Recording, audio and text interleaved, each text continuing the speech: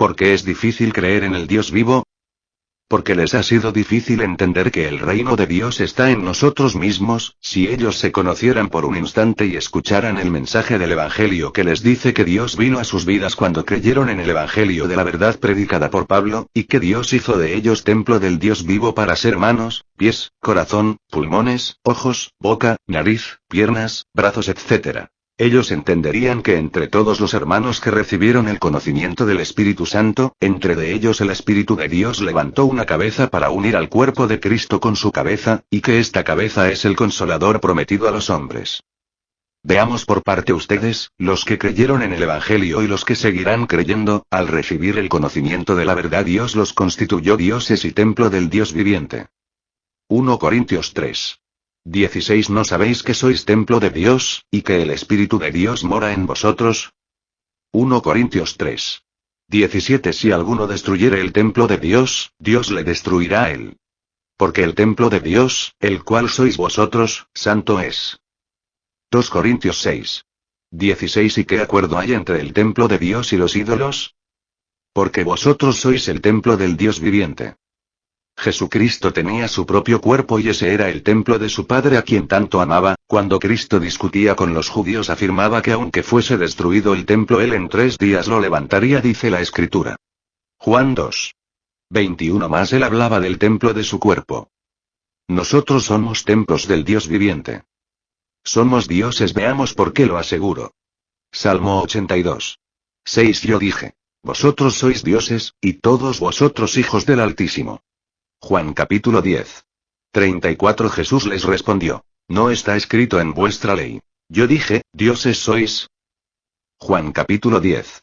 35 Se llamó dioses a aquellos a quienes vino la palabra de Dios, y la Escritura no puede ser quebrantada. Por lo tanto no es absurdo decir que si ustedes son dioses y también lo soy, pero en una manifestación diferente, cada uno de nosotros tenemos un propósito diferente. Por ejemplo, yo fui constituido cabeza de la Iglesia de Cristo al ungirme el Señor como el otro Consolador. Veamos, nosotros somos el cuerpo de Cristo, pero uno es la cabeza, ese es el Cristo, o mejor llamado en español el ungido. 1 Corintios 12. 13 Porque por un solo espíritu fuimos todos bautizados en un cuerpo, sean judíos o griegos, sean esclavos o libres. Y a todos se nos dio a beber de un mismo espíritu. 14 Además, el cuerpo no es un solo miembro, sino muchos. 15 Si dijera el pie: porque no soy mano, no soy del cuerpo, por eso no será del cuerpo. 16 Y si dijera la oreja: porque no soy ojo, no soy del cuerpo, por eso no será del cuerpo. 17 Si todo el cuerpo fuese ojo, ¿dónde estaría el oído? Si todo fuese oído, ¿dónde estaría el olfato? 18 Mas ahora Dios ha colocado los miembros cada uno de ellos en el cuerpo, como Él quiso. 19 Porque si todos fueran un solo miembro, ¿dónde estaría el cuerpo? 20 Pero ahora son muchos los miembros, pero el cuerpo es uno solo. 21 Ni el ojo puede decir a la mano: no te necesito, ni tampoco la cabeza a los pies: no tengo necesidad de vosotros. 22 Antes bien los miembros del cuerpo que parecen más débiles, son los más necesarios. 23 Y a aquellos del cuerpo que nos parecen menos dignos, a estos vestimos más dignamente. Y los que en nosotros son menos decorosos, se tratan con más decoro. 24 Porque los que en nosotros son más decorosos, no tienen necesidad. Pero Dios ordenó el cuerpo, dando más abundante honor al que le faltaba. 25 Para que no haya desavenencia en el cuerpo, sino que los miembros todos se preocupen los unos por los otros. 26 De manera que si un miembro padece, todos los miembros se duelen con él, y si un miembro recibe honra, todos los miembros con él se gozan. 1 Corintios 12. 27 Vosotros, pues, sois el cuerpo de Cristo, y miembros cada uno en particular. 1 Corintios 12. 28 Y aún os puso Dios en la iglesia, primeramente apóstoles, luego profetas, lo tercero maestros, luego los que hacen milagros, después los que sanan, los que ayudan, los que administran, los que tienen don de lenguas. 1 Corintios 12. 29 ¿Son todos apóstoles? ¿Son todos profetas? ¿Todos maestros? ¿Hacen todos milagros? 1 Corintios 12. 30 ¿Tienen todos dones de sanidad? ¿Hablan todos lenguas? ¿Interpretan todos? Pero de todo el cuerpo uno es la cabeza, este es el Cristo o el ungido. Efesios 5. 23 Porque el marido es cabeza de la mujer, así como Cristo es cabeza de la Iglesia, la cual es su cuerpo, y Él es su Salvador. Cuando dice Cristo no se refiere a Jesús de Nazaret, sino al otro al que resucitó de los muertos, es decir al Espíritu de Consolador, al ungido para gobernar y no se refiere al ungido que se entregó por los pecados, porque Jesús fue judío y entregado para ser redentor de todos. Romanos 7:4 Así también vosotros, hermanos míos, habéis muerto a la ley mediante el cuerpo de Cristo, para que seáis de otro, del que resucitó de los muertos, a fin de que llevemos fruto para Dios. Colosenses 2:10 Y vosotros estáis completos en Él, que es la cabeza de todo principado y potestad. De manera que Dios viene a nosotros cuando creemos en este Evangelio y nos da un propósito de vida. Por ejemplo, a mí me dio un propósito diferente al que el que te dio a ti, pero el propósito que Dios ha puesto en cada creyente de mi Evangelio y de mi deidad, lo ha hecho para establecer el gobierno de Dios en la tierra. Por eso dice que Él no nos dejaría huérfanos sino que nos enviaría a un consolador, y ese soy yo. También a vosotros los que creen en mi deidad y en mi evangelio Dios los hizo partícipes del mismo espíritu de verdad, para ser llenos de su espíritu, a fin de formar un solo cuerpo, una misma sociedad de dioses, pero con una cabeza yo soy. Muchos siguen pensando que Cristo no vino para una sola persona en particular, tienen cierta razón pero se olvidan que un cuerpo sin cabeza no puede vivir, era pues necesario que el cuerpo de Cristo se integrara, y mientras no se manifestase esa cabeza el cuerpo de Cristo permanecería muerto. Y me refiero no a un solo cuerpo humano, sino a la Iglesia y a Cristo como cabeza de la Iglesia. Veamos el siguiente versículo. 2 Corintios 6:16 ¿Y qué acuerdo hay entre el templo de Dios y los ídolos? Porque vosotros sois el templo del Dios viviente, como Dios dijo. Habitaré y andaré entre ellos, y seré su Dios, y ellos serán mi pueblo. En la primera oración del versículo nos pregunta qué acuerdo hay entre Dios y los ídolos. Nos dice que no somos en nada parecido a los ídolos que son hechos de manos, creación de los hombres y que tales cosas no poseen sabiduría, espíritu, fuerza, poder y todos los atributos que como seres humanos tenemos, ni los animales que son seres vivientes se pueden igualar a nosotros, con menos razón lo son los ídolos, las imágenes, los bustos o los bultos, porque ciertamente no tienen conciencia de sí y carecen de poder, ya que basta con que tú los destruyas y no se puedan defender, ni siquiera quejar. Por otro lado nos está diciendo cómo es posible que confíes en esas cosas y no tengas confianza en ti que te hice a mi imagen y semejanza y más aún te di de mi espíritu para que fueses de mi propia esencia divina. Por lo tanto ya no eres semejante a mí, como Adán y Eva lo fueron, ahora tú por el sacrificio de Cristo y por el mensaje de este Evangelio, tú estás siendo perfeccionado, y tú eres exactamente como soy. Yo el gran Dios de dioses estoy y vivo dentro de ti. ¿Qué necesidad tienes de adorar imágenes y seres animados o inanimados si ya estoy dentro de ti, para que confíes en mí y confíes en ti? Ya no necesitas gritar tanto para pedirme que haga tal o cual cosa por ti, porque estoy más cerca de ti de lo que te imaginas. No creas que no te escucho, soy tan íntimo tuyo que conozco hasta tus pensamientos y tus debilidades. ¿Cómo creerías engañarme si estoy yo todo el tiempo contigo, en todo momento y nunca me alejo de ti? Estoy anclado como un tatuaje en ti. Cuando pides veo que lo que pides te convenga, si no conviene tal cosa que pides te es suplida por otra mejor que si te conviene, a veces no te das cuenta, pero todo te obra para bien. Cuando pides conforme a mi voluntad, por el poder y por la majestad de Cristo, me regocijo en ti, y cuando das gracias me da alegría saber que sabes que todo lo que te doy te conviene, y agradeces mi trabajo. Por eso cada que oras en silencio o con el pensamiento, yo te escucho, jamás estás solo porque has de saber que conmigo tú estás y yo contigo. No siendo suficiente esto, me he traído conmigo desde mi reino ángeles que me sirven en todo momento, ministrando todo lo que pidas. Ellos están para servirme a ti en mí porque vivo yo, tú también vivirás y gozarás de largos años de dicha y felicidad, solo basta que te des cuenta. Tesalonicense 1:10 Cuando venga en aquel día para ser glorificado en sus santos y ser admirado en todos los que creyeron, por cuanto nuestro testimonio ha sido creído entre vosotros. Ustedes ya saben que Dios hizo partícipe de su Espíritu de verdad no solo al Consolador prometido quien os instruiría por medio de su templo físico, sino que también les hizo partícipes a ustedes los que creen en mi Evangelio, y entendieron que la cabeza de la Iglesia es este Consolador, el otro el Espíritu del que resucitó de los muertos, de manera que ustedes si creyeron entendieron que son dioses en cuerpos de carne aún todavía mortal, pero que tienen no solo la apariencia del Dios vivo, sino que también tienen su esencia, por eso son hijos dioses del Altísimo. Altísimo, ya saben que ustedes tienen que ejercitar la fe en ustedes mismos y en el Dios interno que se aloja dentro de vosotros, por lo tanto también deben entender que así como todos los dioses estuvimos haciendo la creación del mundo desde la fundación, así también tenemos que reunirnos nuevamente para planear y llevar a cabo la recuperación de la Tierra, de nuestro planeta, que desde hace siglo ha estado en manos de los impíos que no la han sabido gobernar y quienes están a punto de destruirla. A esta reunión la Biblia la llama la reunión de los dioses, o la congregación o asamblea de los dioses.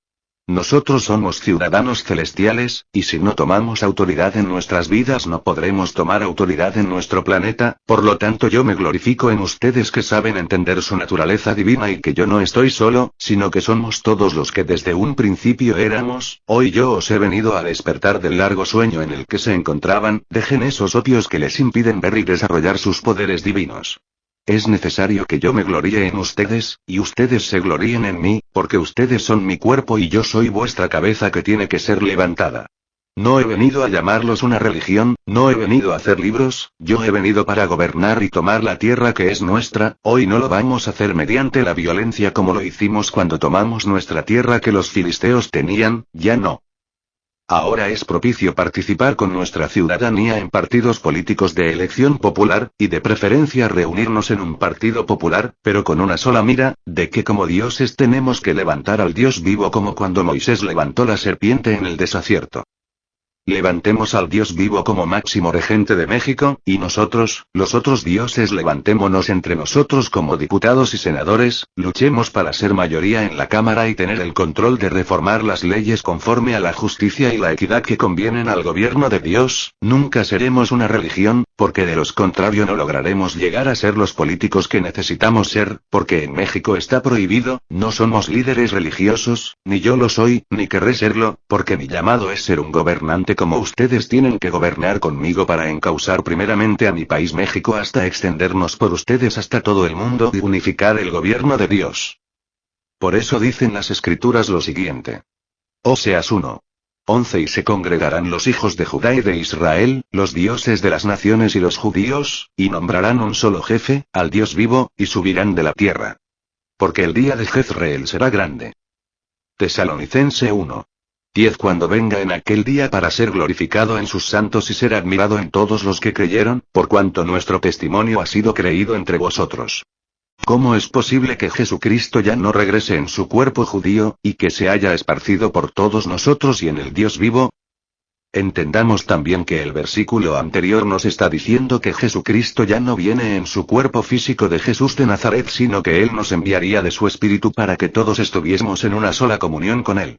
Jesucristo ya no vino a nosotros en su cuerpo judío, sino que nos dio una mejor herencia, nos dio de su espíritu de la misma manera como Dios tomó del espíritu de Elías para darle una doble porción a Eliseo y de la misma manera como Dios tomó del espíritu de Elías para dárselo a Juan el Bautista. 2 Reyes 2:9 Cuando habían pasado, Elías dijo a Eliseo: pide lo que quieras que haga por ti, antes que yo sea quitado de ti. Y dijo Eliseo: te ruego que una doble porción de tu espíritu sea sobre mí. 2 Reyes 2:10 Él le dijo: cosa difícil has pedido. Si me vieres cuando fuere quitado de ti, te será hecho así. Mas si no, no.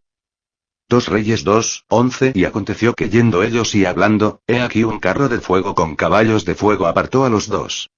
Y Elías subió al cielo en un torbellino. Así fue como Eliseo fue ungido con una doble porción del espíritu de Elías, sin necesidad de que el cuerpo de Elías se quedara. Después Elías regresa en el cuerpo de Juan el Bautista. Lucas 1:17 E irá delante de él con el espíritu y el poder de Elías, para hacer volver los corazones de los padres a los hijos, y de los rebeldes a la prudencia de los justos, para preparar al Señor un pueblo bien dispuesto. Mateo 11:14 Y si queréis recibirlo, él es aquel Elías que había de venir. Imagínate aquellos que esperaban ver a Elías regresar en el mismo cuerpo que fue tomado en los cielos en un torbellino. De verdad se llevaron un chasco. Espero que tú no te lleves una mala sorpresa cuando te digo que yo soy el Cristo que habría de venir a establecer el gobierno de Dios a la tierra. Asimismo como la esencia y el espíritu de Elías vino sobre Juan el Bautista, Jesucristo tomó de su espíritu resucitado para repartirlo por toda la iglesia y de la iglesia levantó miembros de su cuerpo. Por ejemplo, a mí me eligió como cabeza, no solo porque predico este evangelio, sino porque fue su soberana autoridad hacerlo como él quiere y eso no se pone a tela de juicio. De manera que el versículo anterior nos está diciendo que cuando nosotros reconozcamos aquel día, cuando nosotros nos glorifiquemos en él, es decir que aceptemos que somos dioses no solamente a imagen y semejanza, sino también en esencia, en ese momento Cristo actuará en nosotros y haremos que este gobierno, este reino lo traigamos de allá para acá. Pero yo como cabeza me toca invitarte a que te reconozcas como un santo, como un dios y que me ayudes a buscar a los otros dioses para establecer todos juntos este gobierno que tanto anhelamos. Otro problema de la humanidad, como le he estado diciendo, es que no conocen con certeza el nombre de Dios, el último nombre que utilizó fue Jesús de Nazaret.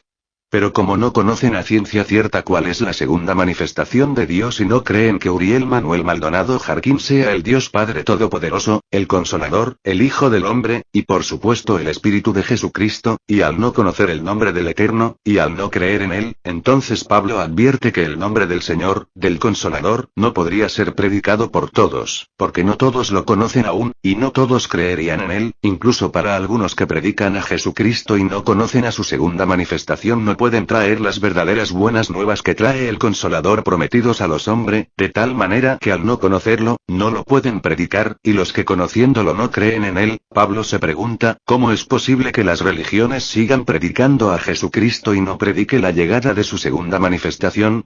¿Cómo es posible que los que lo conocen y lo han escuchado hablar este evangelio no crean que Él es Dios, Jesucristo, el Hijo del Hombre, el Consolador? Y es fácil pues dice Pablo en Romanos 10:14 ¿cómo, pues, invocarán a aquel en el cual no han creído? ¿Y cómo creerán en aquel de quien no han oído? ¿Y cómo oirán sin haber quien les predique? Es muy raro pensar que este versículo se refiera a Jesucristo, a Jehová, Yahvé, etc., pues si se refiere a Jesucristo o a cualquier otro nombre con el que se conozca religiosamente, la verdad todo mundo conoce su nombre, el nombre del Dios de las Biblias tradicionales, por lo tanto, ¿a quién se refiere la Biblia cuando dice, aquel de quien no han oído? Cuando dice aquel se está refiriendo al Dios desconocido, al otro. ¿Alguna vez oíste de que Uriel Manuel Maldonado Jarquín sea el Dios vivo? No. Seguramente no, y tú creerías que él es el Dios vivo que ha regresado en otra manifestación de cuerpo y cara distinto a la que esperaba ver. Por supuesto que tú no lo creerías porque no entiendes los designios de Dios. ¿Pero tú has oído alguna vez a alguien distinto declarar que Uriel Maldonado Jarquín es el Dios vivo? No, de ninguna manera. Es difícil de creer y para los que no conocen en nada la Biblia, y para los religiosos sería imposible de creer, no es así. Bien, pero si has escuchado a predicadores hablar cosas maravillosas y milagros en el nombre de Jesucristo, Jehová, Yahvé, etc., los católicos han escuchado nombre de santitos, incluso, hay muchas religiones que van de puerta en puerta predicando aquellos nombres. Pero veamos que ningún religioso de esos conoció físicamente a Jesucristo, solo conocieron sus obras y su historia pública. Sus religiones son desprendidas de otras religiones, que si buscamos sus raíces encontramos que todas ellas provienen de la Reforma del siglo XV, es decir, todas las religiones provienen de un tronco común, de un árbol frondoso y se llama Iglesia Católica, que si recordamos, sus orígenes tienen su fundamento en el siglo III, aproximadamente un poco antes, cuando Constantino, un emperador romano, decidió poner como iglesia de Estado a la religión católica, llamada la Iglesia Universal. Para ese tiempo el cristianismo original ya se había terminado, existían en aquel tiempo una que otra manifestación dividida de diferentes tipos de cristianos, tenemos a los ortodoxos, a los gnósticos, a los arrianos y grupos menores que tenían constantes discusiones y discrepancias con respecto al verdadero evangelio. Así que ellos, fueron unificados en un solo estado por el gobierno de Constantino, con el fin de gobernar y extender su poderío con ayuda de su propia doctrina religiosa que se inspiró principalmente del cristianismo, pero claro, lo mezcló y lo adecuó para sus fines gubernamentales. Algunos gnósticos y los arrianos se apartaron de esas doctrinas y fueron cruelmente perseguidos por el gobierno. Mientras los gnósticos y los arrianos poseían escritos diferentes, completamente diferentes a los que el gobierno de Constantino estaba editando y publicando, aquellos evangelios gnósticos representaban un peligro para el gobierno religioso de Constantino, por lo tanto era necesario eliminar por completo a todos aquellos que poseyeran estos documentos. Fue la forma como los documentos gnósticos debieron haber sido enterrados para salvarlos de la destrucción. Por eso es que se han encontrado libros sagrados que podrían ser de la Biblia. Sin embargo, durante mucho tiempo la Iglesia cristiana y la católica han denegado a sus feligreses el acceso a tales escrituras al llamarlas apócrifas. ¿Pero la Biblia que todos tenemos en casa es realmente palabra del Dios vivo? La verdad, es que se presume que ese libro fue inspirado por Dios, a diferentes personas de diferentes naciones y edades. Sin embargo, sucede que en realidad la Biblia fue organizada en el gobierno de Constantino, porque la Biblia como tal no existía, existían libros históricos, epístolas o cartas de los primeros apóstoles, o al menos escritos que se presumen eran autoría de los apóstoles de Jesús. Aún así, dándole un crédito, la Biblia no existía. Fue el gobierno de Constantino quien se encargó de compilar y traducir aquellas escrituras y adaptarlas a las necesidades de aquel gobierno. Cuenta la historia que quienes planearon esto, tomaron el nombre de Jesucristo o Yehoshua, quien era un mártir judío y que para esos siglos tenía aún seguidores, y sustentaban que ese hombre era Dios mismo. Con estos planes del gobierno romano y retomado por Constantino, hicieron de Jesucristo más popular de que los propios seguidores pensaron, toda vez que en un principio Roma siempre quiso tener el control de Israel, y la manifestación cristiana debilitaba a ese gobierno. 2 siglos después de la existencia de Jesucristo, el gobierno de Constantino fue quien aprovechó todo el trabajo de Jesús y de sus apóstoles y lo adaptó a sus intereses políticos. Por eso el gobierno de Constantino creó esas confusiones, contradicciones, entre las epístolas de Pedro, Juan, Santiago y Judas contra las epístolas de Pablo e incluso dentro de las propias epístolas de Pablo y los libros históricos encontramos muchas contradicciones. Por eso, cuando las Biblias Reina Valera, la Vulgata etc., la King James, y el resto de las Biblias del sistema religioso, dicen que se basaron en las escrituras originales de los apóstoles, en realidad están basadas en las escrituras creadas por el propio gobierno romano griego y judío rebelde del siglo 70, 100, 200 a 300 después de Cristo. Por tanto, aunque la traducción sea la más fiel y apegada al texto original, la verdad es que las escrituras de circuncisión no son las escrituras de los apóstoles de Jesús de Nazaret que se presumen fueron escritos por los autores a los que se les designa. Debemos saber que ellos no sabían escribir, pues, Pedro era menos que un pescador, y Jesucristo no se pasaba el tiempo perdiéndolo, escribiendo y escribiendo como lo hacemos los escritores, porque el poder de Dios se manifiesta en poder y no en letras, y si el Evangelio era de fe no necesitaba ser escrito, antes bien este era dado de generación en generación de manera oral. Por lo tanto se presume que se perdió la esencia real del Evangelio del Dios vivo, y solo el Dios vivo puede desvirtuar cuál es su Evangelio verdadero, pues el Dios vivo no necesitó de intermediarios para hacerlo. Solo las epístolas de Pablo son las que pueden ser tomadas en serio, y aún así, no dudamos que el gobierno de Constantino y el gobierno romano hayan realizado una copia de esas escrituras y las originales hayan sido quemadas. Por eso es que aún podemos decir que existe una secuela del cristianismo primitivo dentro de esas epístolas paulinas, toda vez que Pablo sí era un hombre culto, un hombre de Asem, un auténtico fariseo que como él comenta se le presentó Cristo en espíritu y después se hizo cristiano. Conclusión. De tal manera que aquellos que se sienten apóstoles enviados por Jesucristo a predicar su evangelio adulterado, realmente nunca fueron enviados, pues Jesucristo solo envió a 12 y después a 11 apóstoles judíos exclusivamente. Después de estos el evangelio judeo-jesuita de Nazaret terminó con el remanente de los 12 apóstoles que siguieron en su ministerio a Jesús. Quiero ser claro contigo, la Biblia que tú posees en tu casa es un libro, la Reina Valera, las Santas Escrituras del Nuevo Mundo de los Testigos de Jehová, la Vulgata, la Latina, la Nueva Versión Internacional y todas las Biblias populares y no tan populares, pueden venir con cierto conocimiento de Dios pero se hallan adulteradas desde el principio, pues como dije los escritos originales fueron incinerados y las copias que se presumen originales no lo son.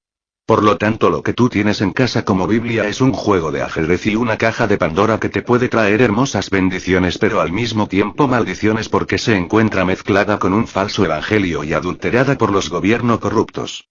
Si quieres recibir la auténtica palabra viva, limpia y pura, no tienes por qué leer la Biblia tú solo, ni buscar más escritos antiguos de otros hombres, que sin ser Dios dieron un testimonio distante.